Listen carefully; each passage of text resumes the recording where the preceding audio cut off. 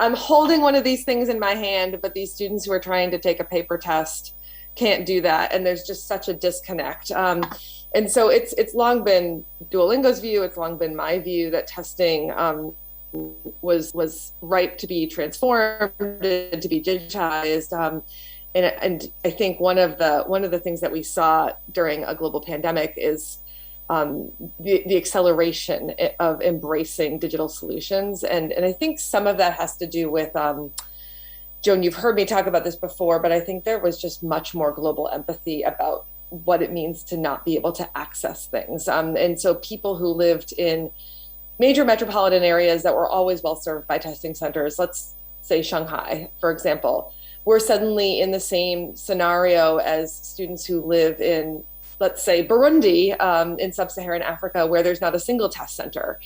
And this experience of not having access to what you need in order to fulfill application requirements became a universal experience for people all over the world. It was the same experience for a student living in New Jersey as it was for a student living in Eritrea in terms of accessing tests. And what that did was it catalyzed this openness to change. And it's really, I think, allowed for us to be in a position where things got disrupted, but I don't think we're at present in a state of disruption, but more in a position to be able to transform. And we're seeing new providers gain more of a foothold in providing more accessible and affordable tests. We're also seeing long-standing providers that have provided tests for decades, transforming tests into being digital and into being more accessible. And so I'm seeing a lot of good come in. And of course, we're also seeing a huge amount of test optionality, especially in the United States, which is a great thing for students. And so there's just a lot more flexibility and a lot more choice. And I want to ask you also about something that you've talked about previously in other conferences, which is this idea of being born digital, which I think is an insight that we all actually need to take away in terms of when we look at a digital solution, like rather than kind of like how do we evaluate it? Can you talk a little bit about what it means? Because I know that you talk a lot about like, this is what we are trying to do. We're trying to birth a digital test. Yeah. I mean, there is a difference in designing conceptually a test to be digital from the very beginning of thinking about a test or any kind of product, considering that this is always going to be administered on some kind of digital platform versus taking an existing test that is either paper or perhaps computer-based, but still static computer-based, and then trying to sort of cram it into a digital platform. And there's, I think, certainly advantages on so many levels to having something that was always conceived to be digital. And I think we'll see much more born digital solutions in the coming years, but they do take a long time to develop. It requires a lot of expertise and a lot of testing before we can launch these kinds of things. So there certainly is an advantage to having something that is digital in terms of the user experience. And I think we saw some of that during the past year and a half for the sort of different kinds of outcomes students had with various solutions. And Jen, like, what would you hope that other testing folks would try to do for the future of college admissions? Yeah, I think I think we've all been searching for silver linings in the past year and a half. And I do think one of the positive trends that we're seeing is I think there's a lot more focus on putting students first and designing requirements and designing experiences and products around students. And so, and I know Joe will talk about this more. Certainly the work that Mustafa is doing is incredibly student-centered. But I think one of the things that I've seen is that when you remove the need to have a test administered in a center, whether it's a paper-based or computer-based test, those tests are designed to accommodate a testing site rather than the test takers themselves, right? They're fixed to dates, they're fixed to times. Whereas when you remove that entire scenario of having to do it in a testing center, you commit to using technology to accommodate the students instead, you create something that's much more accessible, that's much more affordable, that's much quicker. And I think that that's really a guiding principle that we all need to be using right now is thinking about what can we leverage to put students first. Jen, thank you for that. I mean, as a counselor, when I listen to you, even though I'm not in the testing space, I'm sitting peripheral to it. One of the things that I take away from what you said that I'd like to share with the counselors in the room is this idea of like, what do you do when physical parameters are taken away? So I'll just give you a very good example of this because we're trying to run a fair at my school and we were literally trying to just like move it from an analog space to a digital space because our reference point was analog. And so we thought about it in the same analog way. Well, we're going to have at most 50 people in the room because that's how many people we can seat in the room at my particular institution. And so actually, IC3 really pushed us to think, well, but what could you do without those physical parameters? Like, does it have to be a 2-hour fair? You generally run a 2-hour fair, but could it be something different?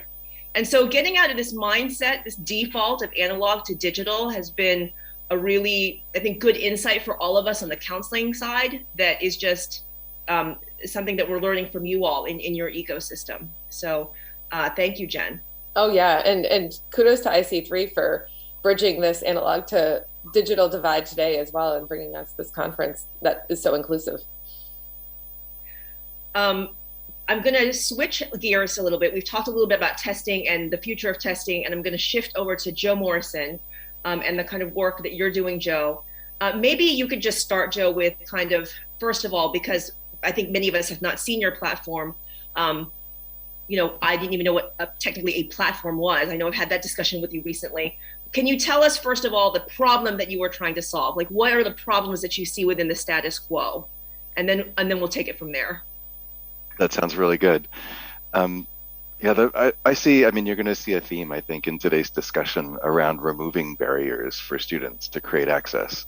And that's one of the things that kind of inspired the platform we built was when we started thinking about, like, what is the route for students to find their way to higher education? And it's an obstacle course, right? We all know that there's barriers, there's problems, there's challenges to surmount.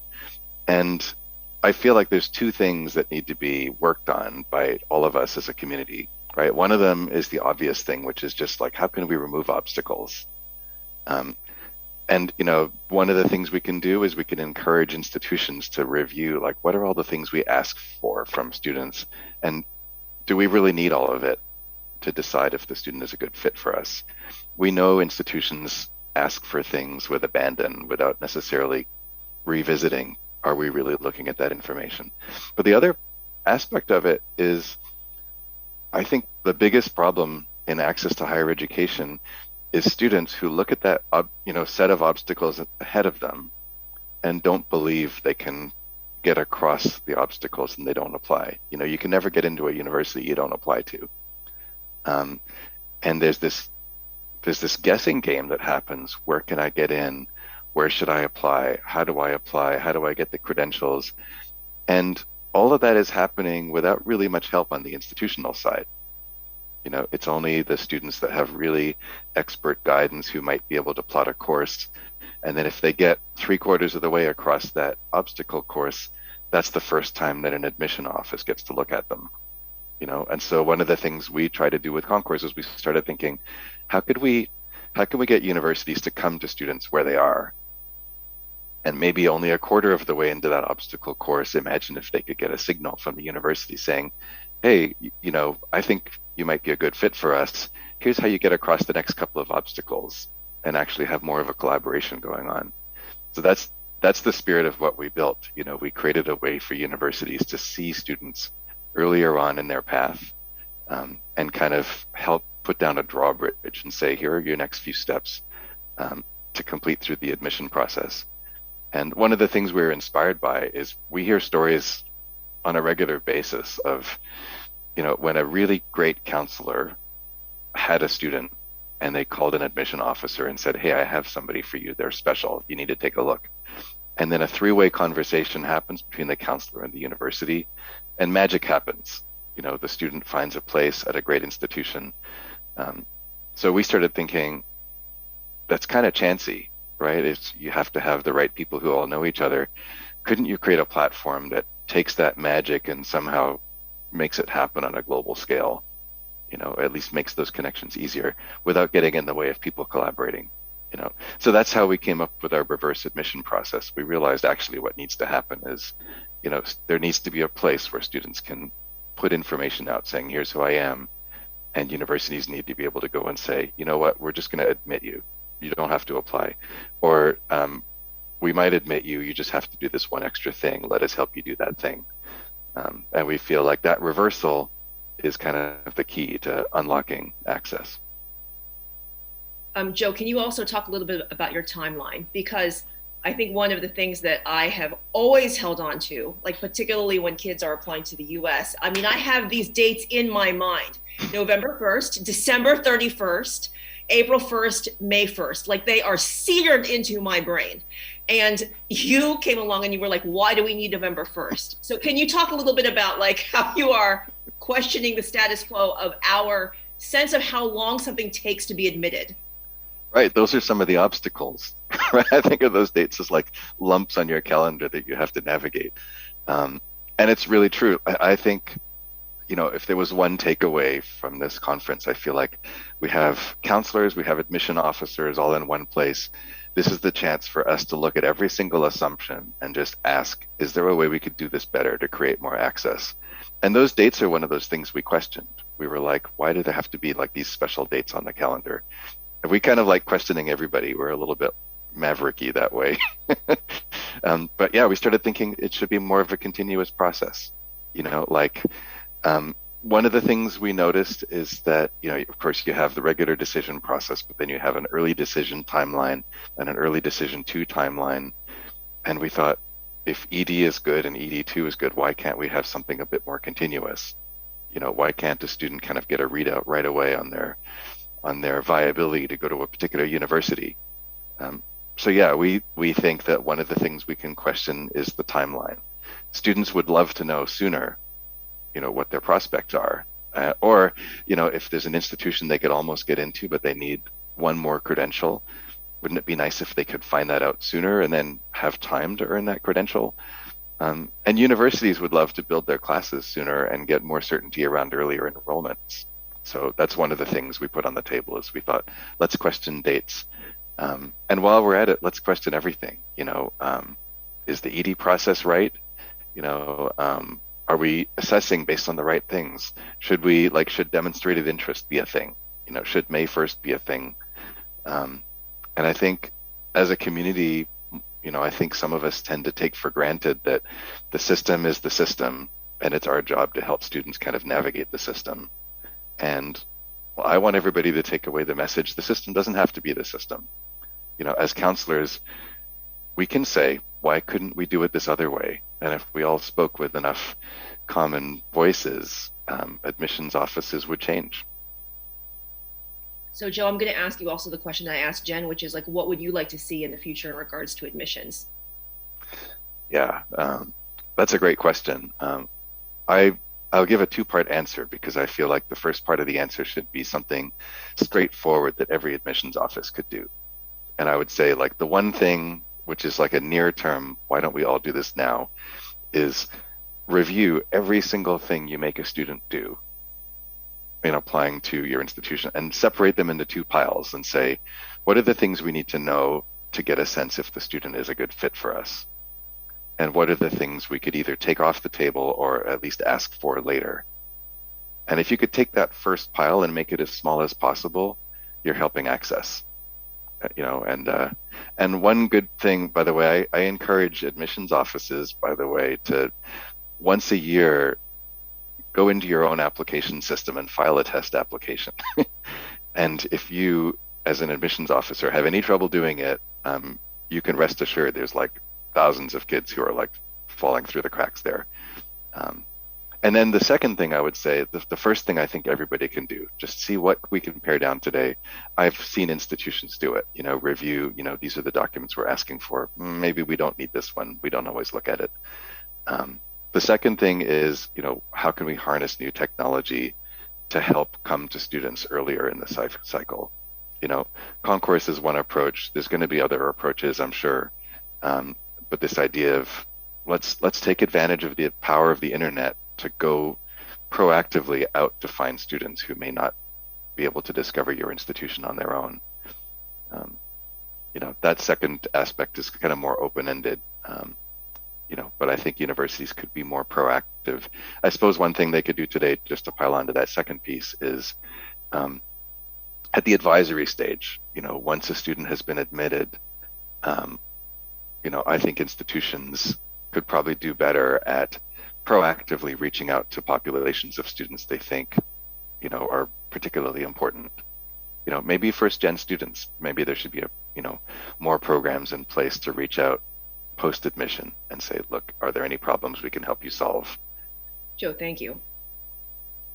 To your first point, I was sitting in I'm sorry, I don't remember what the session was called. Ryan Benitez was in it, Molly was in it, Aileen from Beijing, and of course, Jennifer Jeremy on your team. And one thing that Molly said was, why do we make kids go to the post office?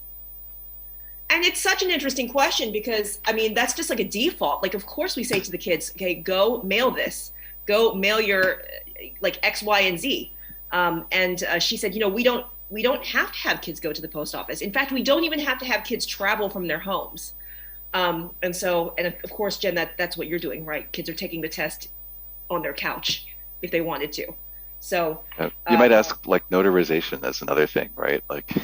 Do we really need to ask for that? That is really an obstacle for a lot of people. Yes. I'm laughing because Singapore requires vaccination records to be notarized. So I know this firsthand.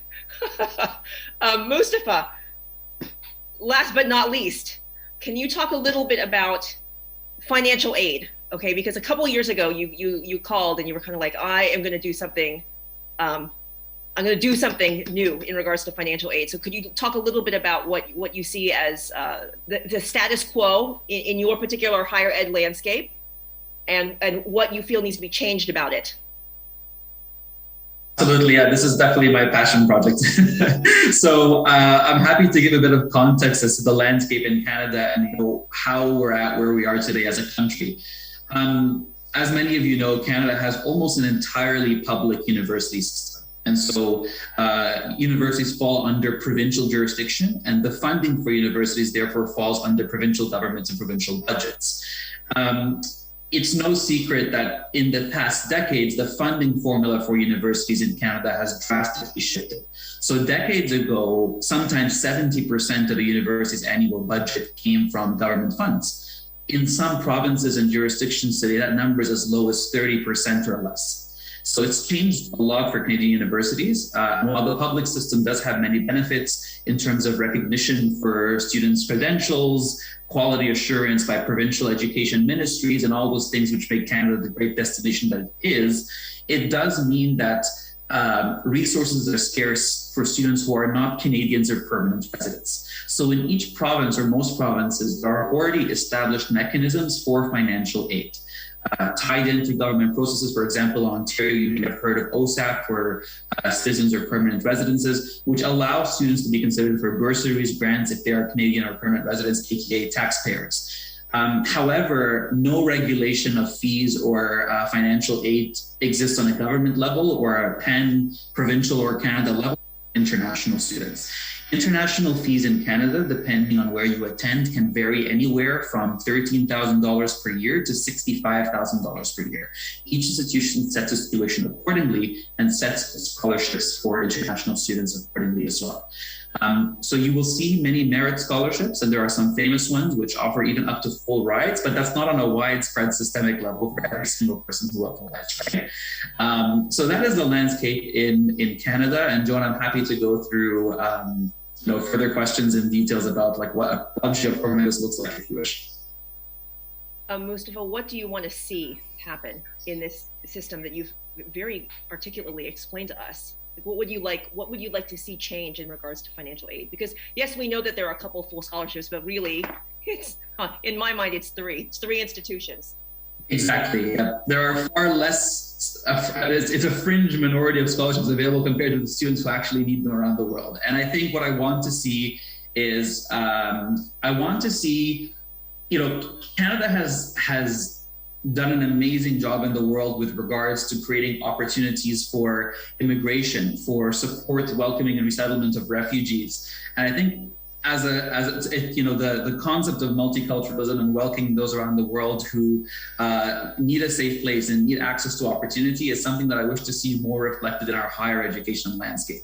So I really hope to see educational institutions make this level of access part of their overall strategic mission and mandate, and really allocate as much of the resources as possible. And this will, again, differ from institution to institution to making that a reality.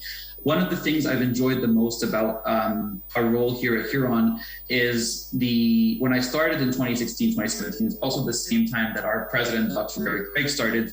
And right up front, as he wanted to begin the internationalization efforts for the university, he told us right on day one, for every region of the world where we recruit fee-paying students, we are going to create dedicated spots and access for students who have the capability to get into Huron and be admitted, but lack the means and the resources. So I'm happy to go into details on what models I think could work for different Canadian institutions and how these systems can be implemented, just from the few learnings I've had so far about trying to launch our own programs here. Mustafa, I have to say, one of the things I've learned from you is that you just ask questions to your leadership. You simply go to your leadership and you say, can we help in this particular situation? And I find it really inspiring that questions that basically question the default, which is right now we're not helping, can we help? Can sometimes I've actually seen, like at your institution, you move forward some very difficult cases actually from those questions. And so what questions, Mustafa, would you like us to ask when presented with challenges that we feel are insurmountable? Absolutely. So I think, let me delve into, the different models I think can work, and just following that conversation, how we can begin to ask our teams, and as an organization, as educational institutions in Canada, we can begin to move the needle forward on this. So, I actually don't think funding is the entire solution. It's not just throwing money or dedicated a pool of funds to scholarship that's going to actually help us make progress in this area. It's going to be really the values of the institution and the organizational culture, and how much different stakeholders are committed to achieving this vision of creating financial accessibility and need-based financial aid for international students. So, for example, I think one thing from our experience at Huron that has really, really helped is that every department got behind this vision thanks to the leadership of the president. So, for example, creating the resources necessary for this requires support from not just the admissions office and their capability to open up those processes and accept students and provide them with the required aid, but also from alumni relations and advancement offices to help with the fundraising aspect.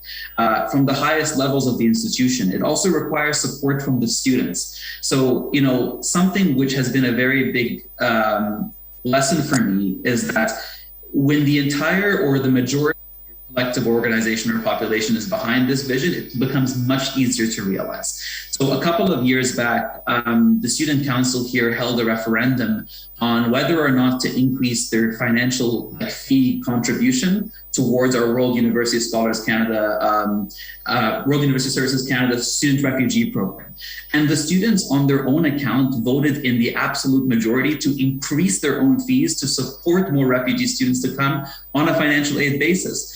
And that was the result of really attracting students who align with this vision that the university had, align with the values of welcoming your fellow classmates, regardless of their financial status or their background, as long as they're just as deserving and capable as you are.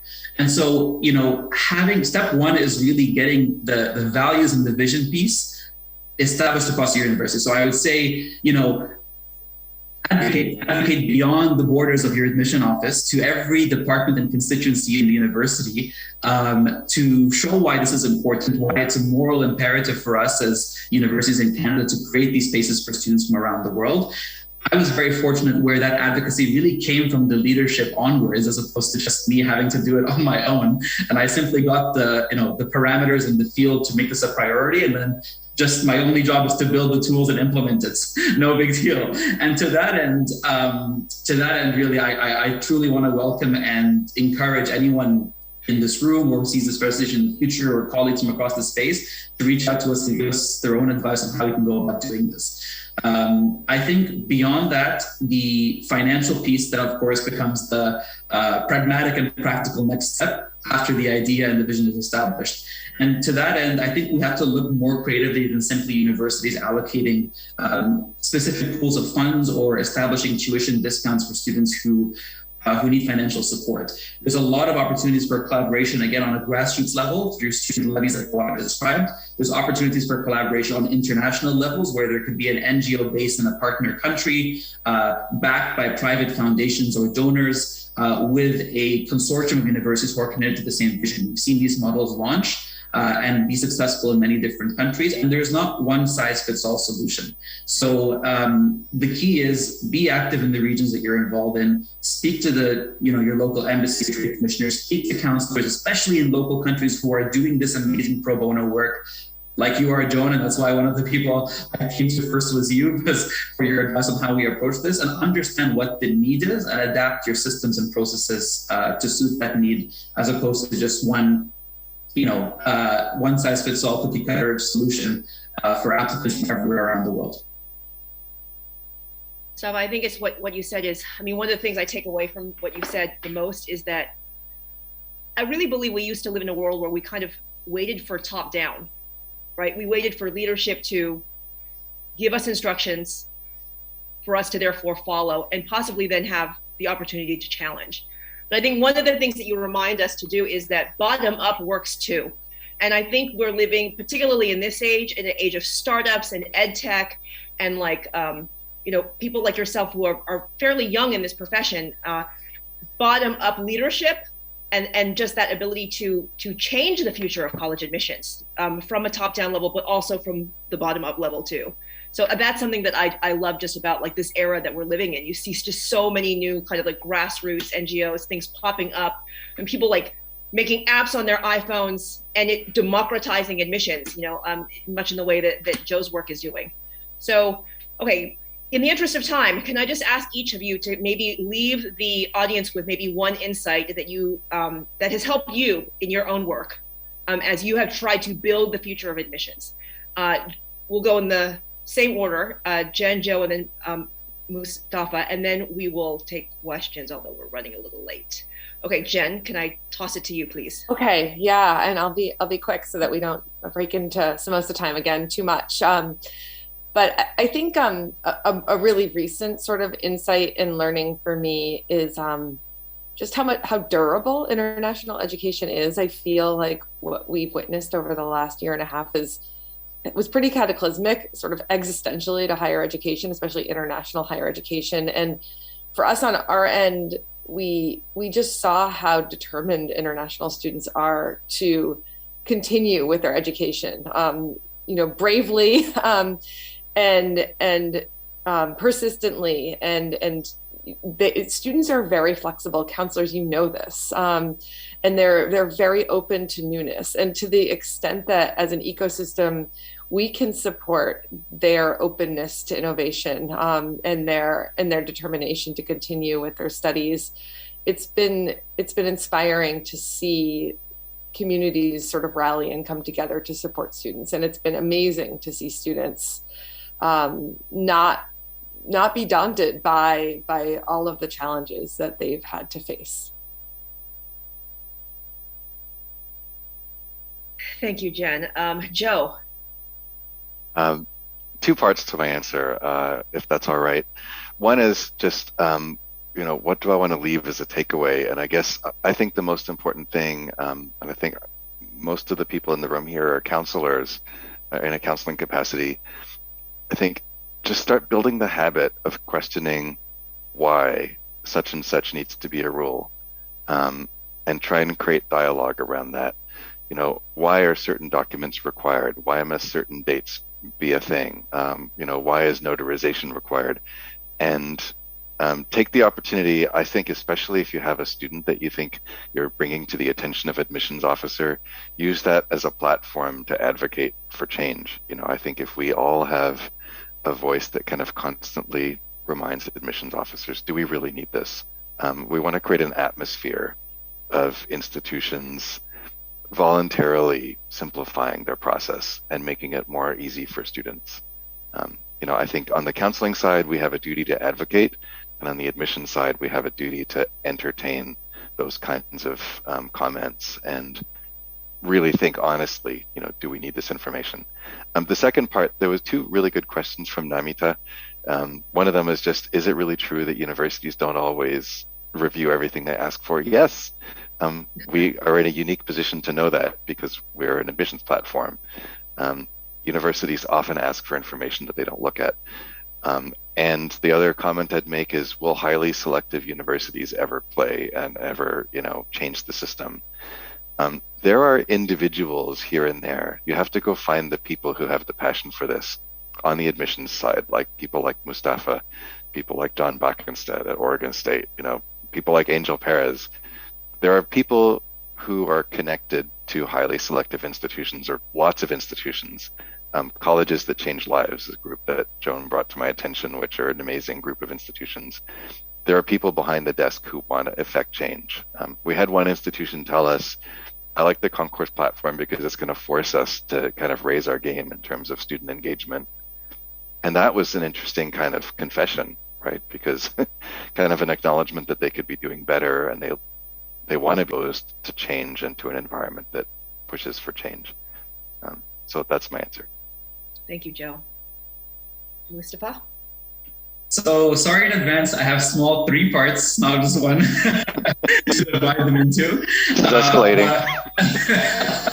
Classic me, right? Number one, values is a prerequisite to finances, in my opinion. Get your organization behind you, lobby, advocate, and educate and inform different components of your team and your university why this is really an important thing to do and how it can benefit not just the institution but society by having students who are capable, deserving, and able, regardless of financial background. Number 2, that this is not just a nice thing to do or a good thing to have to pat ourselves on the back for, but rather a moral imperative, right? Universities are and should be a force for public good and for, you know, universal growth, not just, you know, a degree factory or a program mill where someone comes and takes a couple of classes and leaves with a transcript and piece of paper. We have to move away as much as possible from the commodification of education and remember why our institutions and education exists in the first place. And to that end, really, you know, taking the funds that you would typically reserve for students who have the capability and means to afford it, and reallocating those to students who this is their only shot, this is their only pathway, will deliver incredible results. These will be future change makers, world leaders, and people who come up with ideas and initiatives that transform societies, both whether in your country or whether in their home country or around the world. And that's something to be really, really proud of when you look back at the case from now and remember that you gave that person a stepping stone to realize their potential and make those incredible changes. The last thing is ask as many questions first before proceeding with a plan or a project or a system for scholarships or financial aid. I found that it is much better to call up fellow members of IC3 or other international organizations that you're a member of, speak directly to school counselors from a different range of countries, just ask them the simple question, what works best for you? And start from there as how you develop your processes, your systems, and even something as simple as your application forms. Too many times I've seen forms and processes created in ivory towers that are kind of disconnected from the realities on the ground. And especially with the changes in international admissions over the past year and a half with the pandemic, many of the conventional ways of doing things have been required to change. And so in a similar vein to how Jennifer and Joe are leading this kind of change with testing and with admissions overall, financial aid and scholarships needs to catch up with this as well. So thanks again, everyone, and looking forward to connecting with all of you in the future for anyone who has ideas or advice on how we can all proceed with this. I want to give a concrete example of this, of the future of college admissions, if I may. Neil Deng. Neil Deng is a South Sudanese refugee, all right? And he was somebody who escaped from South Sudan and then went to Ethiopia when he was very young. His parents took him to Ethiopia, and there he lives in a refugee camp.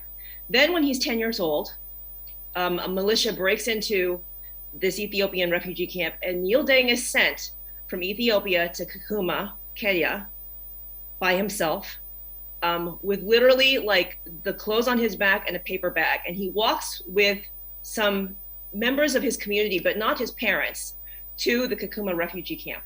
All right, this year, because of the pandemic, by some miracle of miracles, you know, he applies to the University of California at Berkeley. He doesn't need SATs. This system doesn't require a school profile. It also doesn't require teacher recommendations. So Neil Deng applies and he gets in. He gets in as a refugee. And he's probably one of the only refugees in the world who has ever gotten in straight from a camp to a higher education institution. A lot of the refugees that I have seen within my school, they go from a camp to a school or an intermediary, and then they proceed to a higher education institution. So Neil Deng realizes, okay, very close to May 1st, that he is not going to have the financial aid to go to this, what is considered a world-class institution. So the Unhcr contacts myself and some others and asks if we will get involved. And we ask a couple of questions. One is, we need a speedier process because now it's past May 1st. We need a late decision because the cycle is over. We need full financial aid because this kid is making literally $110 US a month. All right, so within 24 hours of finding out about this kid and speaking to this kid, we called Duolingo and we said, can we have a test? He takes the test at the camp because he doesn't have to travel to Nairobi to take the TOEFL. He would have had to travel 8 hours to take the TOEFL. We put him on Concourse because what does Concourse do? Concourse allows people to apply for the school, for the kid, and it's a swifter admissions process. Mustafa, on the other end, sees this kid's credentials, admits this kid is actually, he's in quarantine right now, isn't he, Mustafa? He's like in quarantine, he's in Canada. So he got a new chance at a future for himself. And I would have to say that, I wasn't planning on saying this, it just occurred to me when you guys were talking about this, that there are players in this ecosystem that made it possible for a student like Neil Deng, who has exactly like 2 pieces of luggage to his life, to get to higher education in Canada. He is a generational refugee. His parents are refugees, he is a refugee. His children would have been refugees. But now he has the opportunity to change that cycle. And it is because in many ways, there was a different ecosystem that was available to him. So all of this is to say, good luck to Neil. Thank you to the folks here for making it possible for us to quickly assess his English ability and quickly and swiftly make it possible for him to be evaluated by universities. And thank you to Mustafa, who went to his president and said, can we help, even though it's late? I think I just want to remind us of there are actual people that this helps, because we can talk about the philosophical aspect of this, but there's also real students who, I think Neil is going to, it's interesting because many years ago I was running a scholarship and I learned that these students aren't charity cases, they're investments. And that change in narrative, Huron University saw Neil as an investment. They saw him as a huge bastion of leadership that they were going to unleash on their campus. And that makes it so heartening to see, and Mustafa, all the work that your student body did to increase access to refugees is now coming to fruition. So anyhow, everybody, thank you for listening to this session. Thank you for being here with us. Thank you for your time. Swearaj, I can't see you in the room, but I don't know if we have time for a question or not, because we also don't want to stand in the way of people and their samosas. So I don't know who's, okay, I can't see. I'm sorry. sorry. I don't know what to do. Maybe we could have a question or not. I don't know. I need your guidance on the time and how we're doing. Yeah. Does anyone have any question? Hi, thanks for this wonderful session. I'm sure a lot of questions are now going to be asked by school counselors to the school administration and the admission officers. So everyone be prepared. I'm sure we are all going to have too many questions. So thanks for that. I just had a very small question if the others don't have. Anybody? Okay. So this is in regards to future of testing and accessibility. We know that there are still about more than 50% institutions in the United States that require the tests. And also, if I had to see the test blind institutions, that there aren't many. So the institutions are test optional. So we do see still that students are wanting to take the tests in spite of very, very limited access. So coming back to Jen, is there a plan going forward for having SATs or ACTs that can happen Duolingo style? I hope so. You know, when I took this job, before we go any further, can I just, because she's a colleague of mine, and I just want to add it here. I don't know if I'm talking in between you and her. There is a lot of other speed breakers which the students have to break. It's not always about what the university wants. It's not what the student wants. We have the immigrations which are asking questions. Are you fit enough to join the institute? So I don't know how much of what we get to hear, because that's the problem I face with my students. They tell me, the university tells me it's not required. Here I am the bad one who tells the student, no, I don't think I can allow you to take that decision. If you will, it's going to be at your choice. So I think that is something that we have to really think about before, and if you have the power to change it, brilliant. I do think that what excited me about this opportunity 4 years ago was the prospect of modeling that testing could be done differently, and I think we've successfully modeled that. I can't speak for what other test providers are developing, but I think that the success that we've had in administering a digital, much more accessible test has really shown the students and counselors and universities, and also longstanding test providers, that it's possible to do things differently. And so I do hope that change is coming for those tests. I think we're all As for working with immigration and embassies, I think those are challenges that are all over the world, and yes, heard and understood.